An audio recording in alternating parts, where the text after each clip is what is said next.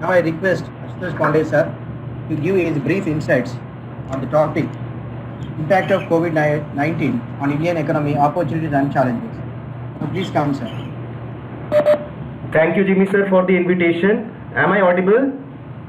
Yes, sir. You can continue. Thank you. My sincere thanks to Honorable Vice Chancellor Sri Rahul Boja ji and Principal Ma'am Dr. M. Noor Jahan and the patron of Registrar Sir Professor Pendi Pavan Kumar and convener Jimmy Cotton sir and all the people who have actively involved in making this webinar successful. Let's start with this topic.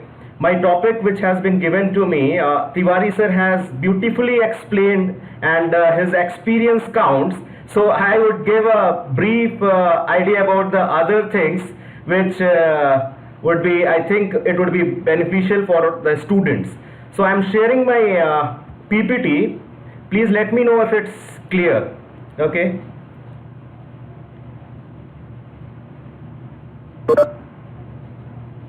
Is it visible, my PPT? Okay. So, would like to start with this impact of COVID-19 on Indian economy, opportunities and challenges. So, what is economy? I will start with as a layman because we all are laymen. I'm taking it as not as an expert. I'm taking it as a rational person who we are living in this economy. We should know what is economy. So we daily hear about the production, distribution, consumption. These are the words we daily hear about. And economy is nothing. It is a system or the organization or the institution which facilitate or play a role in order to club all these things: production, distribution and consumption. So our government, they may be playing the role of an organization or an institution to club all these things. Apart from government, other like private and public players and even the individuals like us, these are involved in the economy.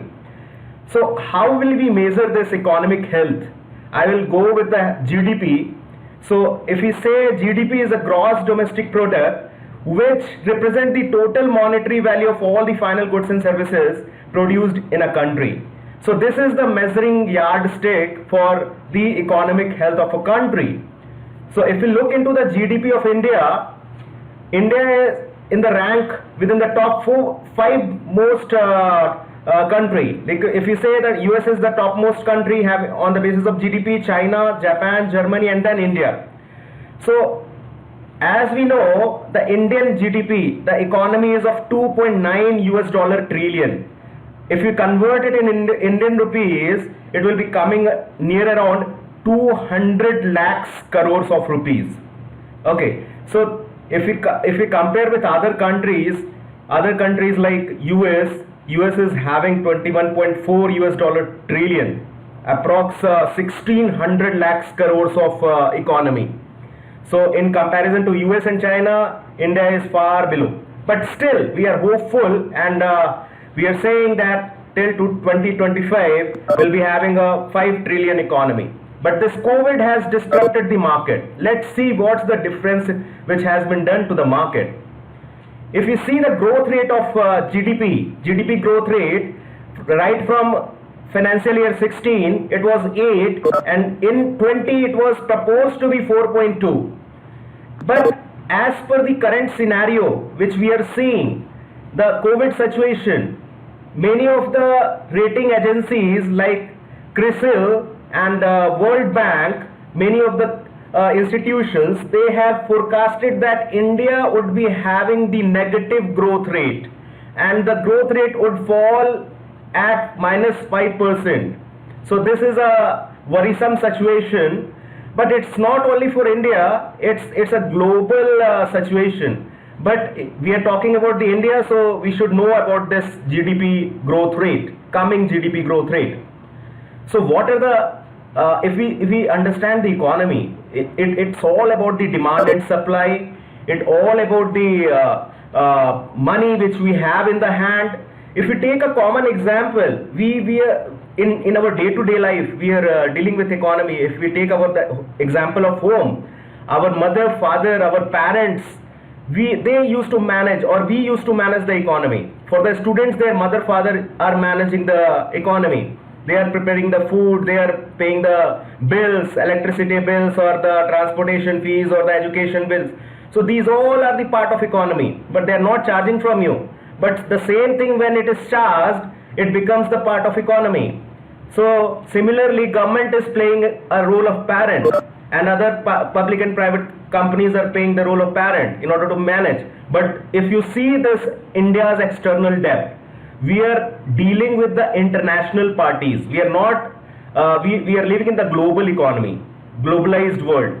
So we are borrowing also. If suppose if we need something, we borrow from our friend, and then we pay back to them after a certain period of time, if the money comes to us. Similarly, India borrows the money in the time of need, like in the COVID situation. This World Bank allowed the sanction of $1 billion this in order to look after this COVID situation. So total India is having the debt of 543 billion. This is the debt which India currently has on it. Now, India trade deficit, if we talk about the export and import deficit, like trade deficit means import bills are more than export bills. So we need to pay this much of amount, $152.9 billion. This is the amount which has to be paid by India. So there is a decline in the COVID situation, the challenges which India is facing. Decline of 34.6% in export and 28.7% in import. So what are the major things which India exports to other countries? Usually gems, stones, the jute, textile. These are the major cereals, wheat, meat. These are the major export components. And what are the import components? These are the like oil. It is a major component. And apart from it, electronic products, API, pharmaceutical industry import API from China. So it has fallen. The reason behind fall in the demand and the restriction of supply. Now there are three pillars of economy: primary, secondary, and the tertiary sector. Primary speak about the agriculture and allied sectors. Agriculture and allied like fishing, marine, and other industries. Like secondary sector speaks about the manufacturing sector, and tertiary about the service sector. And if you would like to know how much they invest in the economy, GDP of a country, so primary sector invest around 17% in the GDP of a country, and secondary sector around 29%. And if you talk about the highest, that is service sector, 52%, 54% of investment contribution. So these all three sectors has been disrupted due to this COVID-19 situation. So what are the various industries which has been disrupted? We will discuss here. This COVID situation has created a mass unemployment in India, not only in India, overall in US also, and even in the developed countries.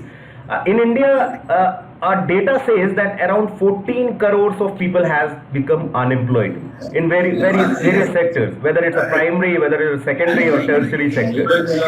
So how to, these are the challenges. I will be discussing with the challenges faced by the primary sector during this COVID-19 situation. Let's start with the agriculture and allied sector. So this 85% of Indian farm household belongs to small and marginal farmers. So these people are dependent upon the small loans which they take from the banks or from the informal market, and they are dependent on the market, government support, and on the present condition of this climatic conditions. So the problem happened in this COVID situation. Harvest and threshing of rabi crops were falling down. The reason behind, due to the lockdown, wheat, gram, mustard, all this were the crops which has been developed in the market. They were not able to be threshed and harvested by the farmers. So a report says that 10% of non-harvesting was there reported, and 60% of loss was done to the farmers. So similarly, if we see the tea export, it has fallen to 33%. India is one of the prime exporter of tea, and if we compare with the last year March 2019 figure, 33% of downfall has been found. So all this happened. Why this happened? This happened due to the lockdown and disruption in the supply chain management. Overall lockdown in India and even outside the countries are not allowing the other countries to move their goods in, so due to this situation. So finally perishable goods were that cannot be stored, and even the this cold storage, they are also filled to their capacity. They can't be utilized. So this problem happened with the farmers. They had to throw away their perishable goods, the vegetables, the fruits, they were thrown away.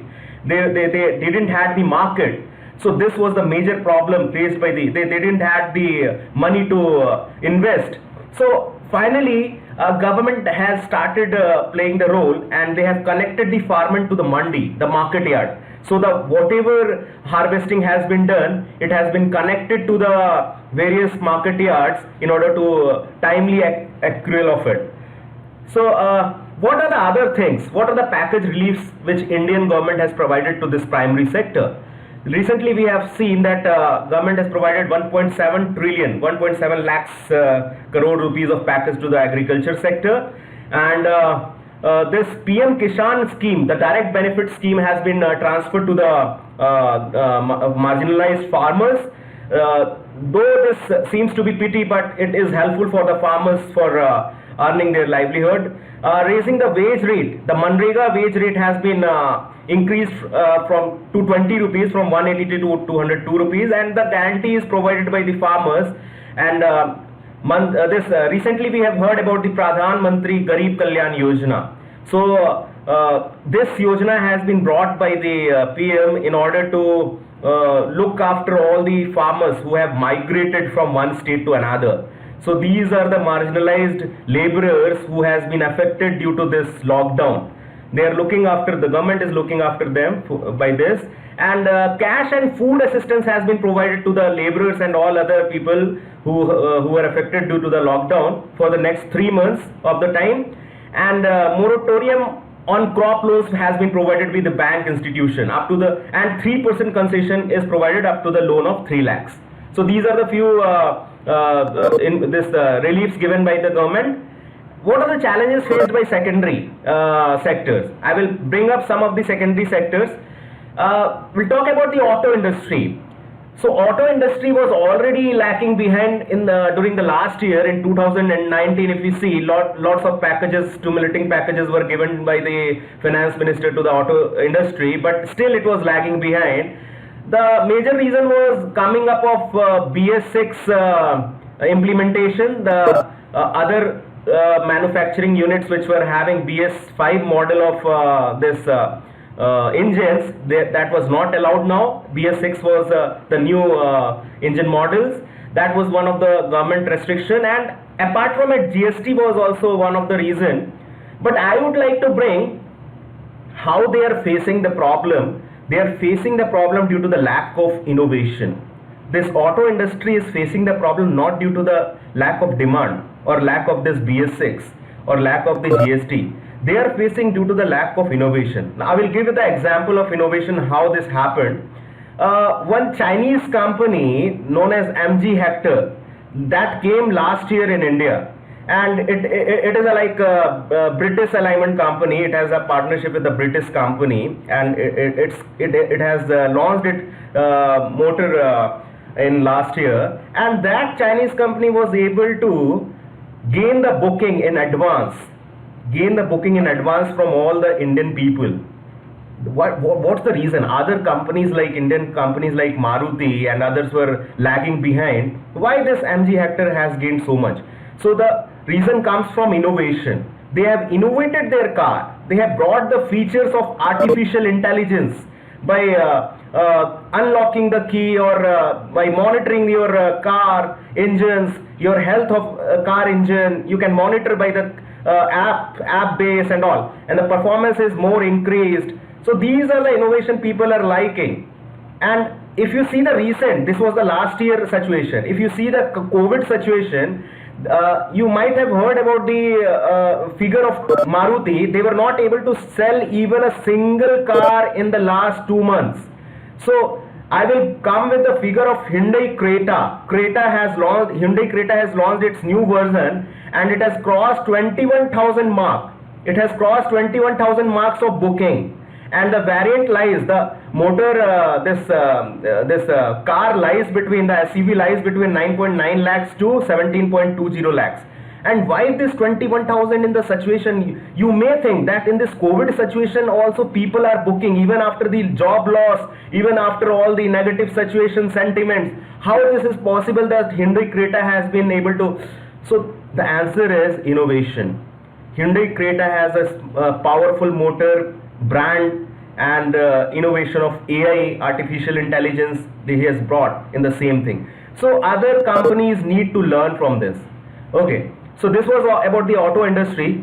Coming over around the pharma industry. If we look after the pharma industry, India pharma industry is well known all around the world. You might have heard about during the COVID situation,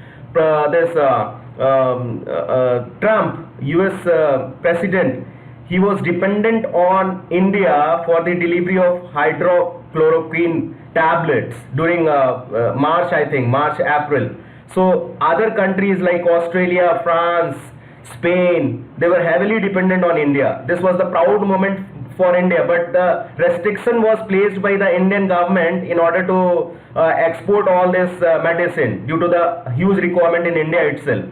So India on the better social background, and they looked into this matter, and they lifted the ban, and they supplied all this required pharmaceutical and drugs to the other countries who were developed and even the developing and underdeveloped. All the three categories they supplied. Few of them they have supplied free of cost. And just a minute. So few of them they have supplied the. So finally, what's the situation of pharma industry? Now pharma industry is heavily dependent on China. For why they are heavily dependent?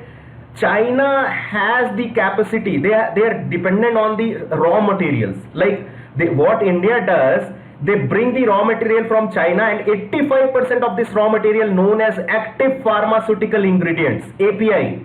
This is a kind of R&D which is required for the manufacturing of all the drugs, whether it's a paracetamol, antibiotics, or all.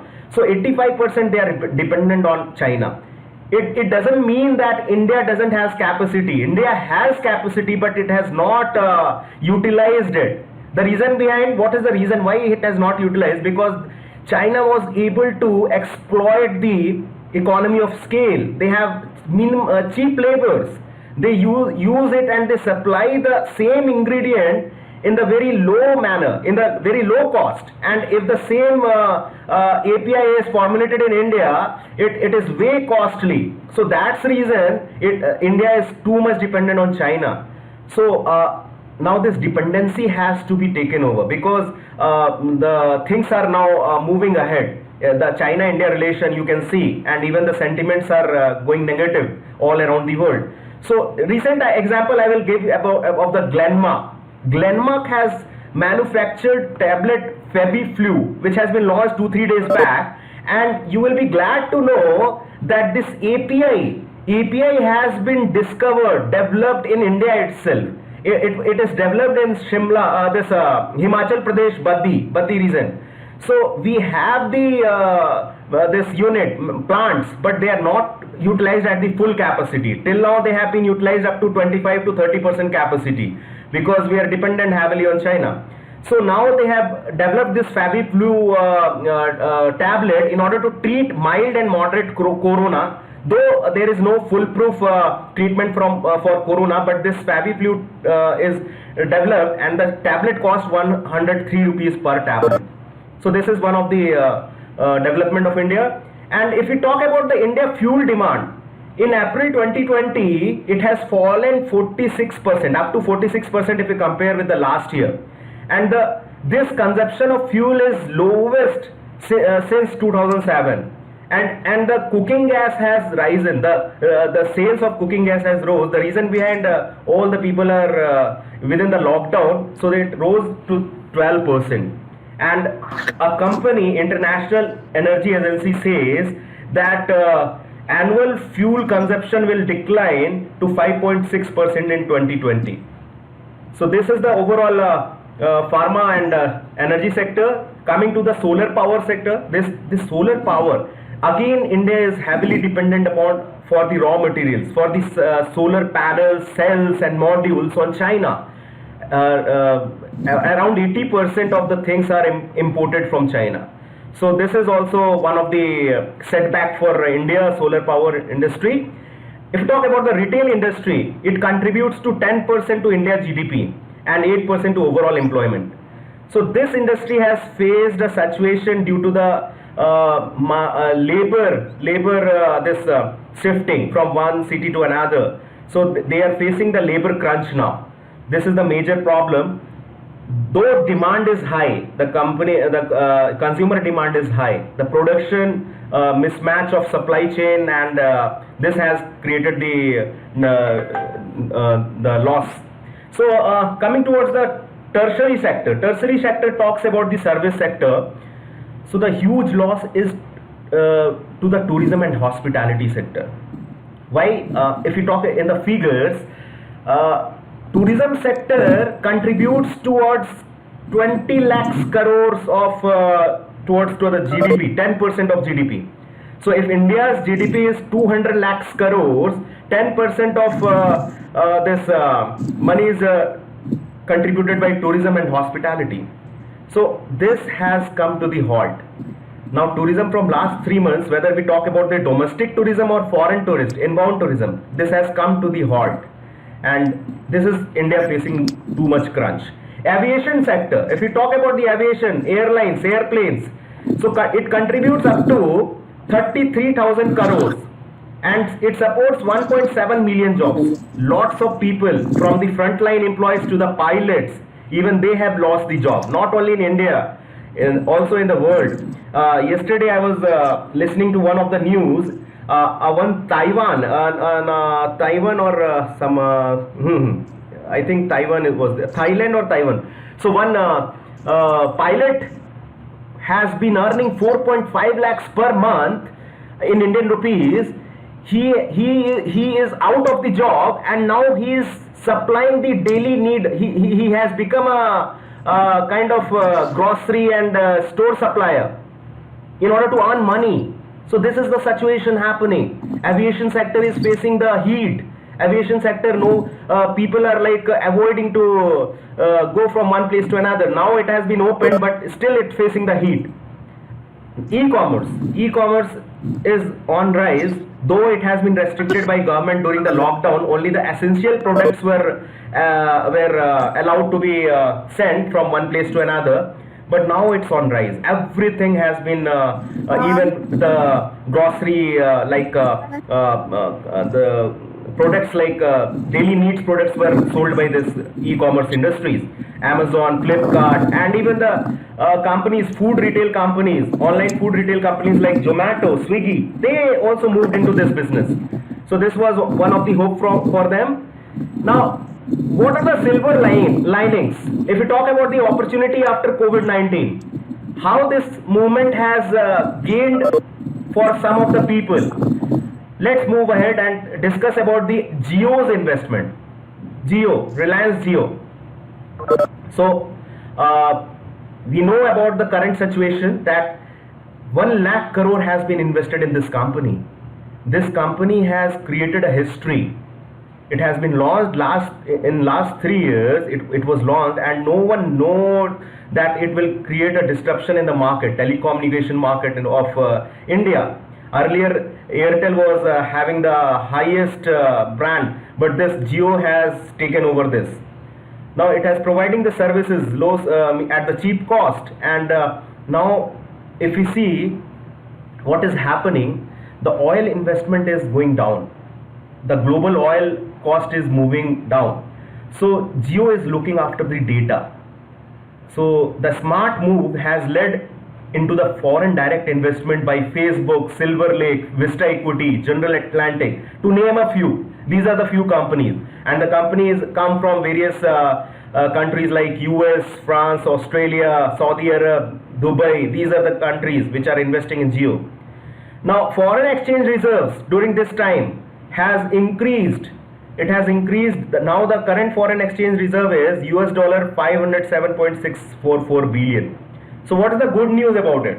The good news is that now India has the foreign reserve in order to pay the debts and in order to pay the import duties and all the import bills.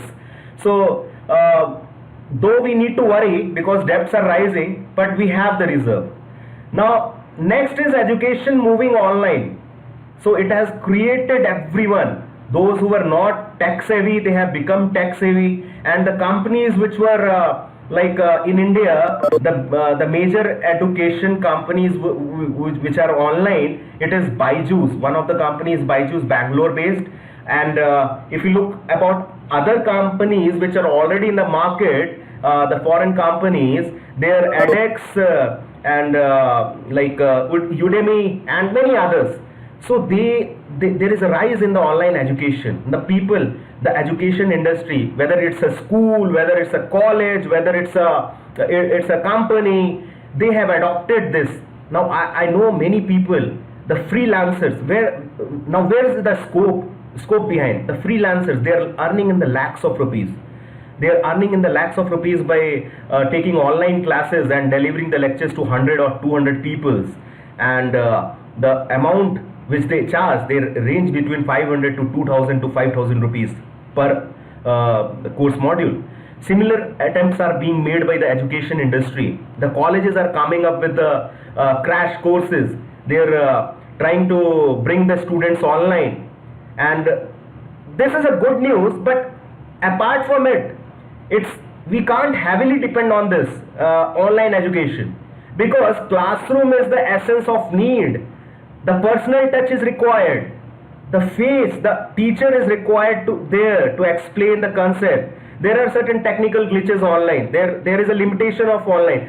So we don't need to heavily depend on the online education. The mixed approach can be adopted. I will give one example. Zoom. Zoom is a company which is owned by Eric Yuan, and he's a Chinese person, but he's based in US. And this company heavily increased its business to 112%, and the current valuation, it comes to $7.57 billion. So this is the present growth era of online education. The Zoom platform is a meeting platform. So jobs are becoming smart. If we see that people are more and more companies, service sectors. In case of service sectors, more and more companies are adopting work from home technology.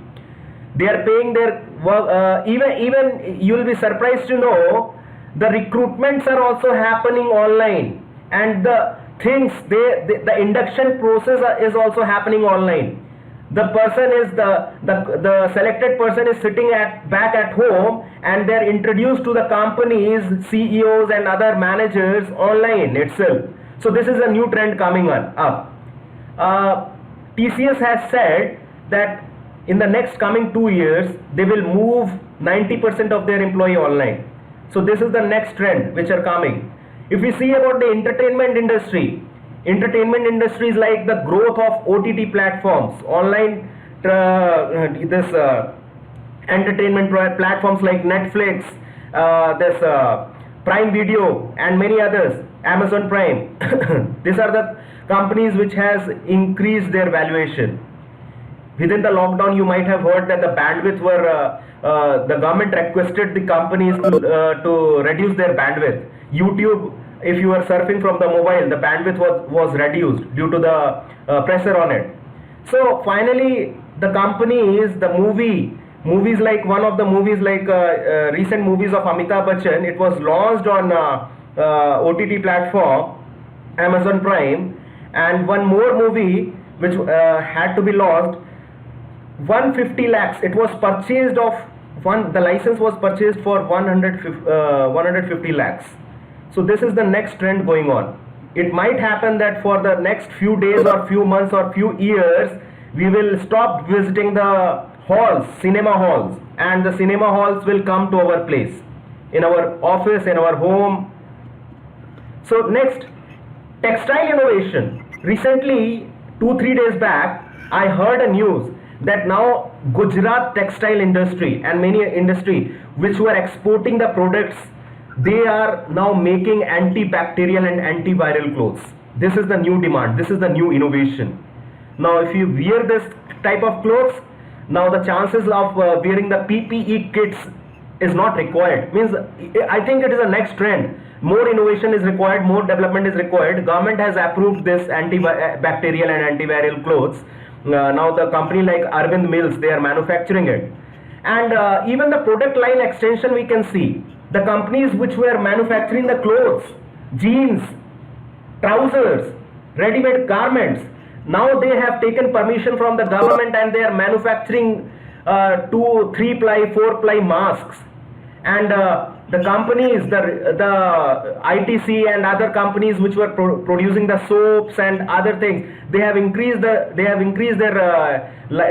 line extension, like producing the sanitizers. Even our industry stars like Salman Khan, he has launched the sanitizer with the brand name Refresh. So these PPE kit, now PPE kit, the Indian industry was heavily dependent on China.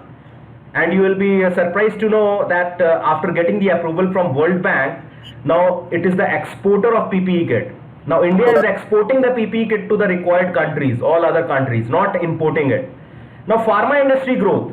Pharma industry growth, we have seen that Oxford University, they have collaborated with the Indian pharmaceutical industry for making up this COVID-19 vaccine. And already it's implemented. What's the risk behind it? The risk is being taken by that investor, the CEO. They are taking risk and they are manufacturing lakhs of doses, and the lakhs of doses are already being manufactured in the labs in Hyderabad and other places in India. So this pharma industry of India is too reliant, and all other countries seize to India. FDI in India, if we talk, so China negative sentiments has led to big brands to come in India. Now if we look into the countries, many countries like Germany and Japan has already started moving away their companies from China. Why it is happening? This is all about the negative sentiments made in the China due to this COVID-19 situation. So India sees the benefit of it. So one company like Von Elks, German-based shoe company, already they have planned to shift in India, in Agra, and investing INR 110 crores. Many others are in lineup, but the policies and the things has to be improved in India for bringing the companies in India. That's the bottleneck. So next, if we look into the global oil impact, now there was a news. I was surprised 2-3 months back. The crude oil price that went negative. The oil price went negative. How it can be possible? The reason behind, there is no demand. The other countries like Russia, who produce the oil, and the Arabian countries, all this, they had made this possible. They were worried. Now even the US is also producing the oil. Now India has gained this momentum. They have tried to store it. This condition is known as strategic petroleum reserve. So India used to store 20 to 30% of its crude oil requirement for a year. They are building up a new storage unit, and they are also trying to rent up the units in US itself. They are trying to rent up the units in US itself in order to store this crude oils. So if you look into the crude oil import, the figure says that India imported 228.6 million tons of crude oil during 2018-19 and spent 8.81 lakhs crores. This is the huge amount. So this is the dependency of crude oil dependency of India. Now next, ecosystem and pollution control.